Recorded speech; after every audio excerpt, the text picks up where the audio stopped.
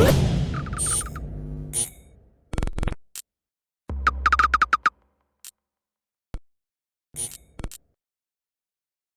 is Andi Purewal for Boxing Social in association with Betfred, and I'm delighted joined by Teofimo Lopez Sr. here at the Purewal Free Media Centre. Sir, how are you doing? I'm doing amazing. I'm really happy that the fight is going to be done with some serious people, with the Zone. Eddie Hearn. They want to put the biggest platform for my son, and I can't wait. I think the fight is going to be like in mid-February. I just hope it happens before his son is born. His son is due like in mid-November. So let's obviously get straight into that.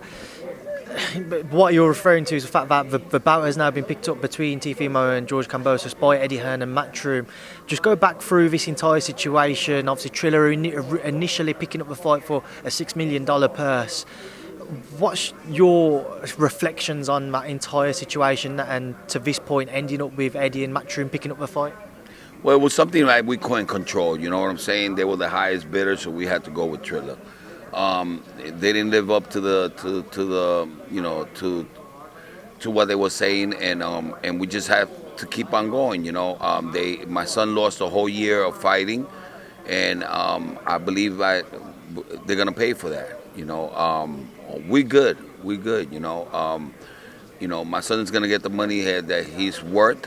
And at the end of the day, we're gonna have the money, and we're still fighting Kambosos in the Zone. So at the end of the day, my son is gonna have everything that we try to get. I try to make it work with Ryan Kavanaugh. I did everything to try to make this fight happen.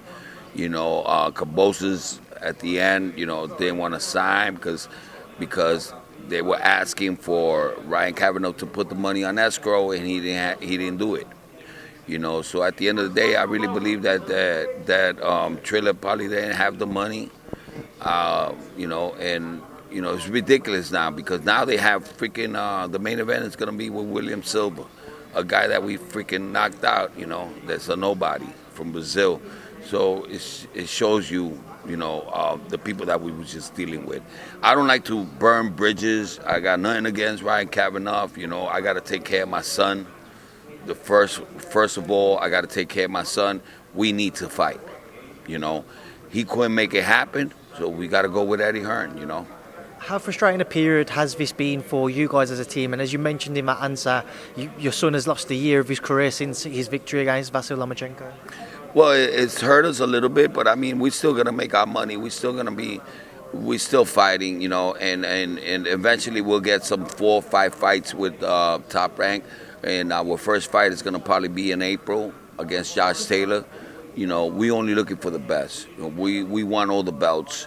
We want to do something that nobody's ever done. My son was undisputed at 135. Nobody has ever done that.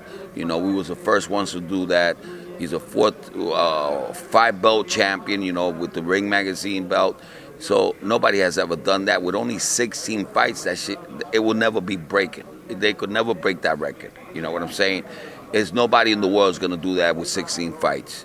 We have accomplished more than all these guys have done in 27 fights, 28 fights, fighting regular freaking belts. We got the highest belts at 135, and I want the 140 weight division and take all the belts from Josh Taylor. That's what we want, And this is my son talking. It's not me. We will come on to Josh shortly, but just one final thing on it all. I wanted to get your thoughts on is I saw that your son's come out and said he offered George Kambosos best part of $300,000 out of his own purse, of his original purse, to try and get the fight put on. Can you just explain that as well to me, please? Well, I told Ryan Kavanaugh that my son was willing to give him the $380,000 that he wanted. We don't care about the money. We just wanted to get this shit done with, and Kambosos people didn't want to do it. Ryan Kavanaugh, all he had to do was just put the money on escrow, so the fight could be, so the fight could happen. I don't know if Kambosos is scared of us. I don't know what he was thinking about, This fight could have been done this week, on the 16th, so I don't know what happened. We signed. me and Ryan Kavanaugh, I told Ryan Kavanaugh, before I go and talk to my son, you got to show me something. You got to show me something that you're serious about this, and I told him, I don't want no money from you. I don't want no extra money. I just want you to wire $100,000 to my son to show him that you really mean business. But that money, you could take it out of our purse. That's what I told Ryan Kavanaugh. So we was never trying to get money from this guy. Freaking idiot fucking Kambosos over here asking for $380,000 when he's already got the biggest payday of his fucking life. This guy has not even made $100,000, I think, in a fight. And he's losing $2 million. I mean, who does that? So at the end of the day, all we want to know is, at the end of the day, we have the fight. We have the zone. I know Eddie Hearn is going to live up to what he's saying. He wants to do the biggest platform so that he needs a little bit of time. I told him, Eddie, it's got to be before Thanksgiving, because my son is having his baby and we need the time. Eddie told me this is not going to be a problem. We're thinking about mid-November, so, I'm happy. We're going to get rid of this shit and go back to our house, which is Top Rank, and Bob Arum. Talk to me about that. What is the relationship like with Bob now? It's a beautiful relationship. I never talked bad about Top Rank or nothing. They thought that my son was not worth what he was worth, and that's why the purse bid came along. We're still gonna get our money. Eddie Hearn put $3.5 million. We'll probably get like 2.2 out of that. And then we're gonna have Triller pay for all the time that we was off and get our purse. And I got Pat English, the best lawyer out there. So and he's very aggressive. So I'm just looking forward for my son getting what he deserves. They should have never done this to us. My son. I think that this fight should have happened on June 5th.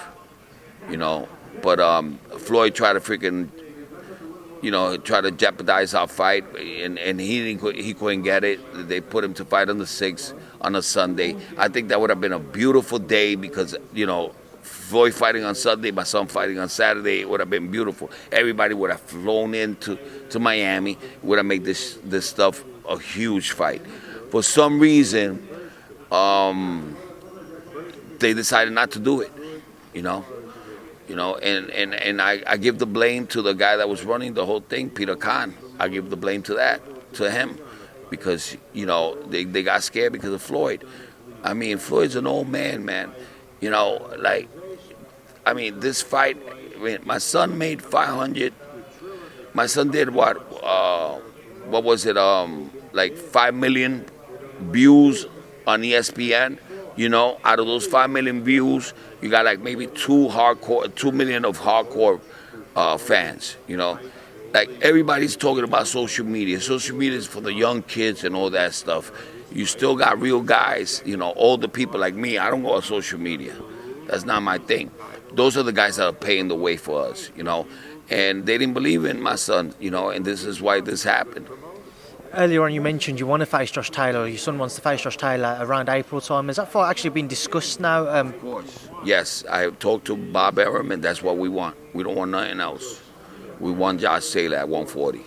So what message would you send to Josh then to try and get that fight over the line? Because he fights in December defending his titles against his mandatory Jack Catterall.